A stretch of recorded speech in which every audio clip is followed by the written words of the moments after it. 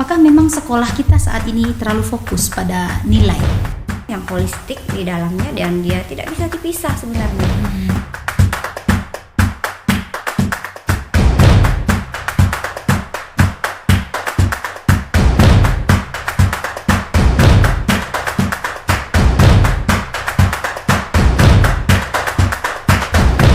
Assalamualaikum warahmatullahi wabarakatuh. Alhamdulillahirabbil alamin, segala puji kepada Allah yang telah mempertemukan kita dalam podcast perdana Fakultas Tarbiyah dan Ilmu Keguruan UIN Syekh M. Jamil Jambe Bukit Tinggi. Perkenalkan, saya Absyarini Kardena yang akan menjadi host untuk memandu acara kita pada pagi hari ini. Pada kesempatan kali ini kita akan membahas satu pertanyaan utama yang sering muncul di dunia pendidikan kita, yakni ketika sekolah mengejar nilai, siapa yang sebenarnya mengejar kemanusiaan siswa? Untuk menjawab pertanyaan ini, kita telah menghadirkan narasumber yang sangat kompeten di bidang ilmu pendidikan, yakni Profesor Dr. Zulfani Sesmiarni MPD, yang merupakan guru besar bidang teknologi pendidikan sekaligus Ketua Pusat Kajian Kurikulum Berbasis Cinta di Fakultas Tarbiyah dan Ilmu Keguruan UIN Syekh M. Jamil Jambe Bukit Tinggi. Selamat pagi Ibu Prof. Selamat pagi Miss, sehat? Alhamdulillah sehat. Ibu Prof sehat? Alhamdulillah sehat. Kami mengucapkan terima kasih kepada Ibu Prof Zulfani yang telah berkenan hadir dan berbagi bersama kita pada pagi hari ini. Baik Ibu, sebelum kita masuk pada diskusi utama, saya ingin bertanya pengalaman Ibu selaku akademisi yang telah berkecimpung sekian puluh tahun di Fakultas Tarbiyah dan Ilmu Keguruan ini. Apa pendapat Ibu tentang peran program studi di FTIK ini dalam pengembangan dan pembinaan calon pendidik? Baik, terima kasih. Fakultas Tarbiyah dan Ilmu Keguruan adalah fakultas yang menyiapkan calon-calon guru untuk menjadi guru profesional di bidang masing-masing. Di FTIK kita punya banyak pilihan program studi, baik itu prodi S1, S2 ataupun S3. Dan alhamdulillah di FTIK sudah banyak program studi yang unggul. Jadi tidak boleh pilih yang lain lagi. Silahkan kalau yang mau jadi guru-guru profesional, silahkan pilih Fakultas Tarbiyah dan Ilmu Keguruan. Kita banyak pilihan program studi, mulai dari pendidikan agama Islam, pendidikan bahasa Arab, bahasa Inggris, kemudian matematika, TIK dan bimbingan konseling. Dan kita juga ada PPG, kita di S2 juga ada pendidikan agama Islam, tadris bahasa Inggris, kemudian ada pendidikan bahasa Arab, kemudian kita juga ada bimbingan konseling S2-nya. Dan juga tidak ketinggalan, alhamdulillah di FTIK juga ada S3, yaitu pendidikan agama Islam. Dan alhamdulillah kita sudah menamatkan beberapa orang doktor yang mumpuni di bidang pendidikan agama Islam. Dan kita juga sudah dari beberapa program studi S1 kita sudah punya 3 prodi yang unggul. Kemudian kita sudah punya di S2 juga ada 1 yang unggul. Dan ayo mari bergabung di Fakultas Tarbiyah dan Ilmu Keguruan. Berarti Fakultas Tarbiyah dan Ilmu Keguruan sudah lengkap dari level sarjana sampai doktoral ya Prof? Sarjana, profesi, S2, magister dan doktor S3. Lengkap Semua. Untuk lengkap. tingkat Ayo perguruan kita tinggi ke sudah FT. lengkap semua. Ya, alhamdulillah. Baik Prof, sesuai dengan tema kita hari ini, ada satu pertanyaan yang sering dipertanyakan masyarakat pada umumnya. Kalau kita melihat praktek pendidikan kita hari ini, apakah memang sekolah kita saat ini terlalu fokus pada nilai? Bagaimana menurut Prof? Ya, kita tidak bisa memungkiri karena memang pada kenyataannya memang di sekolah-sekolah sekarang masih menganggap angka itu adalah sebuah hal yang penting. Akademik itu penting, sehingga kita masih mengenal istilah ranking. Iya. Ada ranking 1, ranking 2 dan seterusnya.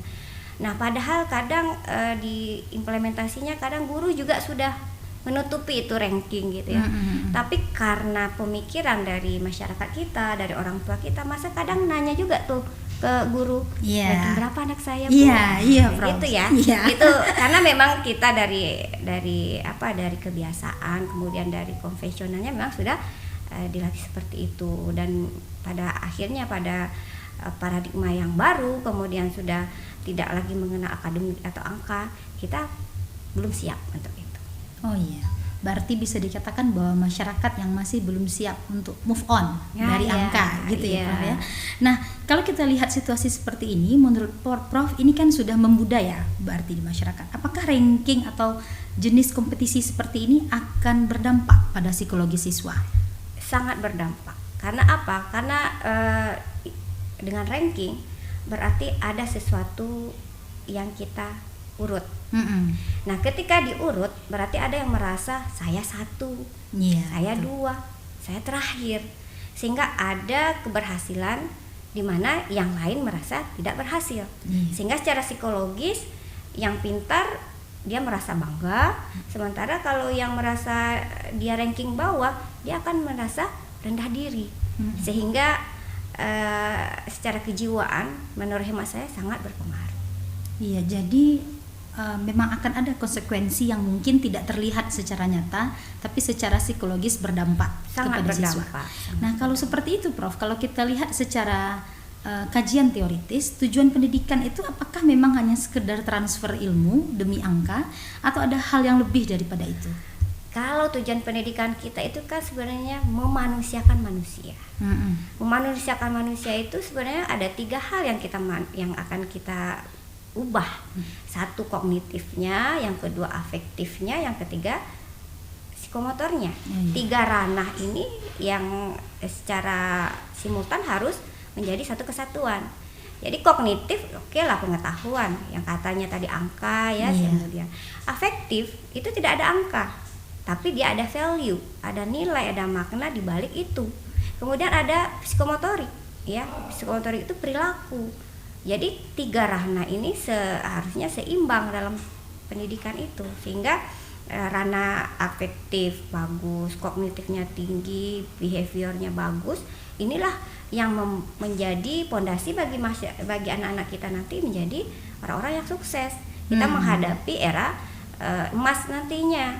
Jadi kalau seandainya 3 komponen ini satu yang dominan sementara yang lain itu terabaikan, kita yakin nanti tentunya generasi yang akan datang tentu ada yang kurang, seperti itu, Miss. Baik.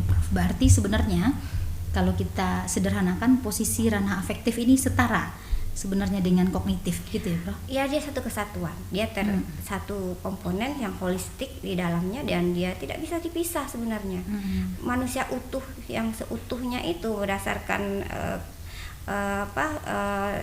menurut Ki Hajar Dewantara itu ya, memanusiakan manusia itu sebenarnya 3 itu. Secara kognitif dia pintar, akalnya baik ya. Kemudian afektifnya dia berbudi gitu, kemudian dia punya hati nurani ya, kemudian dia punya akal yang kemudian dia gerakkan dalam hatinya, kemudian secara perilakunya dia tuangkan dalam bentuk tingkah laku. Sehingga 3-tiganya menjadi satu kesatuan yang utuh. Iya, satu kesatuan untuk membentuk manusia tadi. Iya, olah pikir, olah rasa, ya kan, olahraga, ya, itulah dia. Olah pikir di sini taruhnya, olah rasa di hati, kan, olah fisik itu gerakan. Itu tidak bisa kita pungkiri. Baik, kalau kita merujuk penyampaian Prof sebelum ini, itu menurut Ki Hajar Dewantara seperti itu. Nah, kalau kita lihat dari perspektif pendidikan Islam, Prof, kita mengenal ada istilahnya tarbiyah dan rahmah. Nah, dalam konteks nilai-nilai ini menurut Prof di praktek sekolah kita apakah masih muncul, sudah bertahan, atau seperti apa menurut Baik, Prof? Miss, bagus ya. Tarbiyah itu kan sebenarnya pertumbuhan, artinya bertumbuh gitu. Orang hidup itu tumbuh. Kalau pendidikan itu atau tarbiyah itu kita menganggap itu adalah sesuatu hal yang bertumbuh, maka yang harus kita tumbuhkan itu adalah yang tadi, rahmat tadi. Ya, kasih sayang, kemudian cinta, kemudian rasa empati, rasa toleransi, itu yang harus kita tumbuhkan, yang berkaitan dengan tarbiyah tersebut, sehingga rasa cinta, rasa sayang itu akan muncul, sehingga anak akan harmonis, anak akan menjadi seseorang yang nyaman berada di dimanapun dia belajar gitu. Nah, ini konsep yang harus juga kita tanamkan dalam hal mendidik gitu ya, secara neuroscience gitu ya. Kebetulan dulu 20 tahun yang lalu ya, 10 tahun yang lalu itu ya, saya meneliti tentang brain based teaching gitu ya, bahwa otak itu akan bisa bekerja optimal ketika kita merasa nyaman. Berarti nyaman itu kan afektif, ya kan? Kalau afektif sosial emosional kita tidak baik, maka pikiran kita akan kalut. Makanya orang-orang yang berada di suasana hatinya tidak baik, yang tidak nyaman, dia akan sulit berpikir. Berarti memang membentuk pondasi dan lingkungan nyaman itu sangat itu penting. Kasih sayang, empati, rasa perhatian, nah ini penting untuk mewujudkan karakter. Baik, Prof. Nah, sekaitan dengan yang sudah Prof sampaikan ini, Kementerian Agama baru saja meluncurkan tahun kemarin itu kurikulum berbasis cinta. Nah, ini banyak praktisi pendidikan maupun siswa dan masyarakat yang bertanya-tanya, apa sebenarnya kurikulum berbasis cinta ini, Prof? Apakah ini jenis kurikulum baru lagi atau bagian dari kurikulum yang lama? Baik. Kurikulum berbasis cinta kan adalah sebuah pendekatan yang memang kembali sebenarnya bukan hal yang baru, tapi cinta itu sebenarnya kan sudah dari dahulu, saat kita lahir, sebelum lahir pun cinta sudah ada gitu ya. Tapi dengan adanya kurikulum berbasis cinta, kita berharap, Kementerian Agama berharap bahwa cinta itu akan menjadi alat untuk kesuksesan. Sukses maksudnya di sini bukan hanya sukses sebagai individu yang berpikir, tapi juga individu yang ujung-ujungnya nanti kembali ke rahmat Allah gitu ya. Artinya cinta itu tidak hanya ke Allah, tidak hanya ke Rasul, tidak hanya ke sesama manusia, tapi cinta kepada diri kita sendiri. Masya Allah. Cinta kepada sesama, cinta kepada lingkungan, ya, itu yang harus kita tumbuhkan. Sehingga ketika kita merasa diri kita dicintai, maka kita pasti akan senang dengan orang. Pasti kita akan menerima apapun yang terjadi. Akan muncul rasa menerima, toleransi, kemudian kita jujur gitu ya. Karena kita merasa kita cinta kalau dengan diri kita. Tapi kalau kita tidak cinta dengan diri kita, maka apapun pasti akan terjadi. Misalnya kita akan sombong, kemudian kita akan merasa diri kita paling hebat dan lain sebagainya. Nah, ini hal-hal seperti ini yang diharapkan dalam kurikulum berbasis cinta itu tidak, sehingga tidak ada lagi di sekolah itu bullying.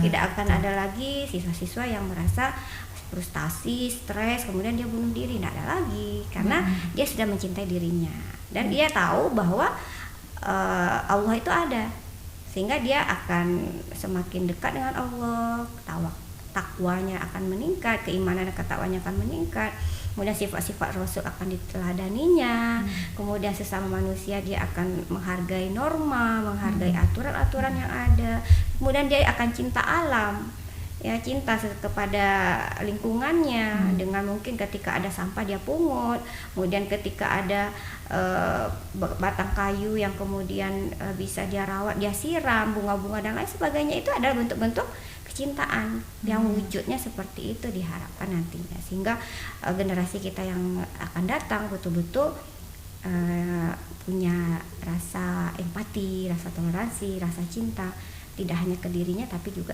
ke semua yang ada di sekitarnya. Baik, luar biasa sekali, Prof. Nah, ketika kita masukkan kurikulum berbasis cinta ini dalam konteks pendidikan di sekolah, ada muncul kekhawatiran bahwa hal ini nanti akan menurunkan standar akademik. Ada misalnya ujaran-ujaran siswa mungkin yang nanti menyatakan ketika nilainya misalnya tidak tuntas atau tidak mencapai hasil yang diinginkannya, lalu statement yang keluar, Ibu, Bapak Guru, sementara saya ini kan orangnya sudah menunjukkan empati yang luar biasa, kok nilai saya masih katakanlah rendah atau sejenisnya. Nah, menurut Ibu berdasarkah kekhawatiran ini ataukah itu dua hal yang berbeda? Oke, bagus. Iya, memang kenyataannya seperti itu ya, Miss ya, ketika kita dihadapkan karena kita sudah terbiasa, kemudian kita beradaptasi dengan yang baru, itu wajar, itu wajar. Cuma yang harus lagi kita perhatikan adalah sosialisasi. bahwa sebenarnya penilaian itu bukan angka, tapi sebenarnya adalah feedbacknya. Kalau begini, terus perbaikannya apa? Jadi kita jangan berfokus lagi ke sumatif, tapi ke formatif. Iya, betul. Ya, bagaimana penilaian itu yang kita lakukan diproses.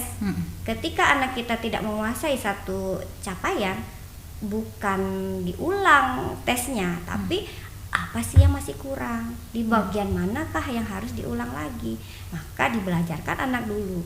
Nah itu tindak lanjut itu yang penting sebenarnya dalam evaluasinya. Jadi tidak hanya mengejar angka-angka lagi, tapi memang apa yang harus dia kuasai itu dikasih feedback. Anda sudah bagus, tingkatkan lagi ya prestasinya. Di sisi ini kamu sudah bagus, nanti di sisi ini nanti ditingkatkan ya. Itu pendekatan-pendekatan itu yang kita sebut dengan pendekatan humanis. Iya, betul. Iya. Betul, Prof. Nah, ketika misalnya interaksi guru dan siswa tadi sudah sampai ke tahap yang Prof sampaikan bahwa kita memberikan feedback, anak sudah menerima. Namun ketika dibawa hasil ini pulang ke rumah, orang tua yang dipertanyakan tetap yang nomor satu adalah dapat nilai berapa.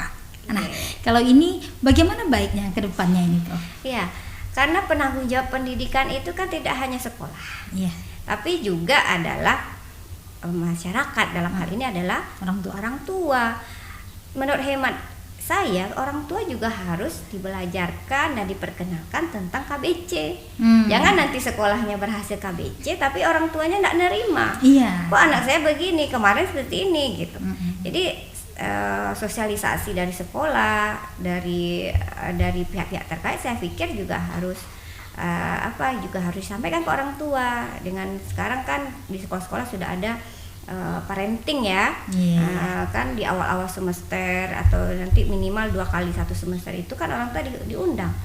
Nah, kemudian nanti di situ mungkin disampaikan apa perubahan-perubahan yang akan dialami di semester ini, pendekatan yang seperti apa yang diperbaharui di sekolah itu, sehingga orang tua pun tahu. Orang tua yang tidak tahu itu yang menjadi persoalan. Tapi kalau sudah diberitahu dan orang tuanya paham, saya yakin tidak akan terjadi lagi hal yang Miss tanyakan tadi, karena tiga komponen penanggung jawab pendidikan itu sudah saling berkolaborasi. Iya, tiga komponen penanggung jawab pendidikan itu kan adalah keluarga, kemudian sekolah dan masyarakat. Yang tiga kolaborasi ini yang harus kita samakan persepsinya terlebih dahulu. Maka tidak salah setiap awal semester atau di akhir semester itu sekolah mengundang orang tua. Karena orang tua punya kewajiban, tanggung jawab untuk pendidikan anaknya. Iya, berarti penyamaan persepsi antara masing-masing pihak ini penting sekali ya, Prof ya. Iya. Nah, kalau kita lihat relasi atau hubungan antara guru siswa. Nah, ini menurut Prof memang sangat mempengaruhi capaian akademik siswa kah? Misalnya cara guru tidak hanya mengajarkan materi tapi berujar, bertutur kata, apakah ini juga bisa mempengaruhi capaian akademik siswa? Sangat mempengaruhi. Miss menjadi dosen itu saya yakin itu adalah andil dari guru kita waktu itu. Betul. Betul, Prof. Iya. Ketika kita suka dengan guru, pasti kita suka dengan mata pelajarannya. Nah, ya betul, Prof. Setuju. Jadi sebenarnya guru itu adalah artis. Dia itu adalah sosok idola bagi siswanya. Jadi performan guru itu harus betul-betul menjadi guru. Makanya dalam kompetensi guru itu kan ada kompetensi personal. Personal itu yang melekat dalam diri guru, yang akan digugu dan ditiru oleh siswa. Jadi cara guru berpakaian, keimanan dan ketakwaannya guru itu selalu menjadi contoh teladan. Makanya kita melihat di akhir-akhir ini guru-guru yang mungkin dalam tanda kutip khilaf kemudian menjadi tontonan, menjadi tuntunan bagi peserta didiknya, akhirnya jadi terjerumus. Ya, makanya saya yakin dan percaya, tumbuhkanlah rasa cinta anak itu ke gurunya. Insya Allah dia akan suka dengan mata pelajarannya, dan sesulit apapun mata pelajarannya, kalau dia sudah cinta sama gurunya akan selesai. Secara akademik dia akan baik, secara efektif dia akan senang dengan gurunya, dan itulah cinta itu akan tumbuh. Iya, berarti fondasinya cinta ya. Iya. Berarti kualitas hubungan guru siswa ini bukan poin tambahan, tapi sebenarnya poin utamanya. Poinnya pondasi, Miss. Kalau pondasinya kuat, maka bangunan di atasnya akan kuat. Iya, Jadi betul. bangun dulu rasa cinta, rasa kasih sayang ke gurunya. Nah, otomatis sesulit apapun materi pelajarannya akan bisa diterima oleh siswa. Ya, mungkin ini relate ya dengan para penonton di rumah yang saya masuk jurusan ini, prodi ini karena dulu pernah belajar dengan guru yang saya sukai gitu. Betul, ya Prof ya. Miss jadi guru pun mungkin karena melihat sosok guru bahasa Inggrisnya enak gitu ya. Iya, salah satunya beliau ya Prof. Betul. Iya, alhamdulillah bertemu dengan guru-guru luar biasa. Iya. Nah, kalau Prof misalnya saat ini diminta memberi satu perubahan dalam sistem evaluasi kita, apa kira-kira yang akan menurut Prof mendesak untuk kita perbaiki? Yang pertama tentu harus dirubah itu dulu mindset.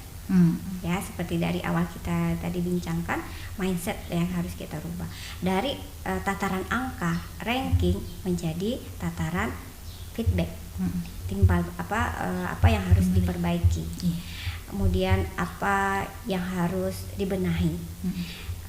Kalau seperti ini apa dampaknya, kalau seperti ini apa akhirnya. Karena kesuksesan seseorang itu bukan ditentukan oleh kemampuan akademiknya saja, tapi sangat ditentukan oleh afektif dan psikomotornya atau IQ, ESQ ya, EQ dan SQ-nya. Tiga-tiganya juga menopang yang kita sebut tadi ya, olah pikir, olah rasa dan olahraga. Itu yang menjadi fondasi yang harus kita perkuat. Jadi kalau dalam penilaian ya jangan lagi ke angka-angka, tapi ke karakter, ke sikap dan psikomotorik peserta didik kita. Nah, Prof, kalau kita bicara sesuai saran Prof tadi merubah mindset, ini menurut Prof dengan budaya masyarakat kita yang sudah sangat melekat dengan nilai, ranking, kognitif, menurut Prof ini apakah akan berjalan lancar dengan KBC ini atau ini menjadi tantangan yang luar biasa untuk kita hadapi bersama? Saya sangat optimis kalau KBC ini akan diterima, ya, baik itu di kalangan sekolah atau madrasah ataupun oleh masyarakat. Karena memang ini yang dibutuhkan hari ini, rasa empati, rasa kasih sayang, kemudian rasa cinta yang secaranya itu yang dibutuhkan. Hati nurani seseorang itu butuh dihargai, hati seseorang itu butuh diayomi, butuh disayangi, ya. Nah, inilah saya yakin ketika kecintaan itu akan muncul, maka tidak akan ada lagi hal-hal negatif yang terjadi baik di sekolah atau di madrasah ataupun di lembaga pendidikan ataupun di masyarakat sekalian, sehingga rahmatan lil alamin itu akan terbangun gitu ya, dengan adanya kecintaan kita kepada Allah, kecintaan kita kepada Rasul, ke diri kita sendiri, ke sesama dan juga ke lingkungan. Itu akan menjadi fondasi penting untuk mewujudkan generasi kita yang lebih baik lagi.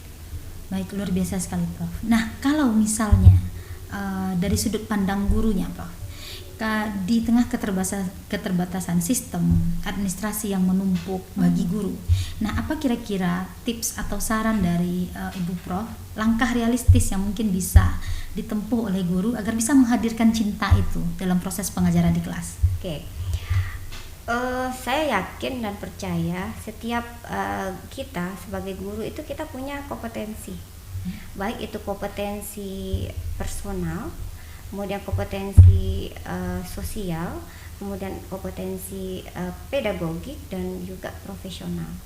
Kita profesional, artinya kita punya komitmen. Ketika kita dihadapkan dalam hal administrasi, ya kita kerjakan. Ketika kita dihadapkan bagaimana mendidik siswa kita harus lebih sukses mencapai akademik, kita profesional mencapai itu.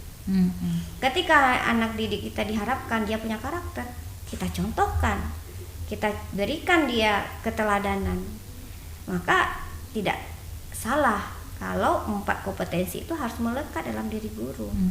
Ada yang akan ditirunya itu personal guru, apa yang akan disampaikan itu profesionalnya guru, di bidangnya dia profesional. Ketika dia bisa mentransfer pengetahuannya, dia berarti pengetahuannya terkait pedagoginya bagus. Ketika dia diterima oleh masyarakat, berarti secara sosial, kompetensi sosial dia bagus. Jadi 4 kompetensi utama guru juga harus kita pegang untuk mewujudkan tercapainya implementasi dari KBC dan atau yang disampaikan tadi, supaya relate dia dengan apa yang diharapkan. Iya, betul Prof. Berarti memang semua tugas guru ini berjalan seiringan. Dia punya porsi masing-masing, Miss. Jadi jangan juga dituntut nanti guru tidak perlu administrasi. Ketika guru tidak perlu administrasi, ya berarti secara administrasi guru tak pandai. Berarti secara pedagogiknya kan dia di segi perencanaannya kan kita mengajar itu kan perlu ada perencanaan, pelaksanaan dan evaluasi. Di perencanaan itu kan banyak administrasi. Kita guru harus menyiapkan silabus, harus menyiapkan modul ajar dan lain sebagainya, itu kan administrasi. Tapi itu penting untuk bisa melaksanakan sesuai dengan rencana kita. Begitu, Miss. Berarti cinta mungkin kita masukkan di dalam setiap fase. Betul. Baik dalam perencanaan, implementasi maupun evaluasi ya, Prof. Benar sekali. Baik, yang terakhir ini, Prof. Jika Prof boleh menyampaikan satu pesan untuk guru dan calon guru tentang kemanusiaan dalam pendidikan, apa yang kira-kira ingin Prof tekankan? Hadirlah dalam kelas itu seperti kita hadir dalam situasi yang menyenangkan. Ketika menyenangkan itu sudah muncul, maka dia akan berpikir. Ketika berpikirnya jernih, maka perilakunya pasti akan baik. Luar biasa, Masya Allah sekali, luar biasa sekali Bu Prof. Nah, para pemirsa yang budiman, kita telah sampai sebenarnya pada akhir diskusi kita pada hari ini. Dari perbincangan kita pada Prof, izinkan saya menyimpulkan sedikit apa yang bisa kita bawa pulang pada hari ini, bahwa mungkin sekolah tetap membutuhkan nilai, tapi pendidikan tidak boleh kehilangan hati dan cintanya. Mungkin itu ya. Terima kasih kita sampaikan kepada narasumber kita pada pagi hari ini, Ibu Profesor Dr. Zulfaniza Sumiarni MPD. Semoga apa yang kita diskusikan hari ini membawa manfaat bagi kita semua, baik bagi narasumber, saya pribadi, dan para pendengar yang ada di rumah.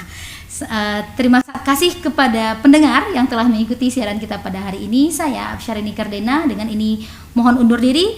Wassalamualaikum warahmatullahi wabarakatuh. Waalaikumsalam warahmatullahi wabarakatuh. Terima kasih, Miss. Terima kasih Ibu Prof.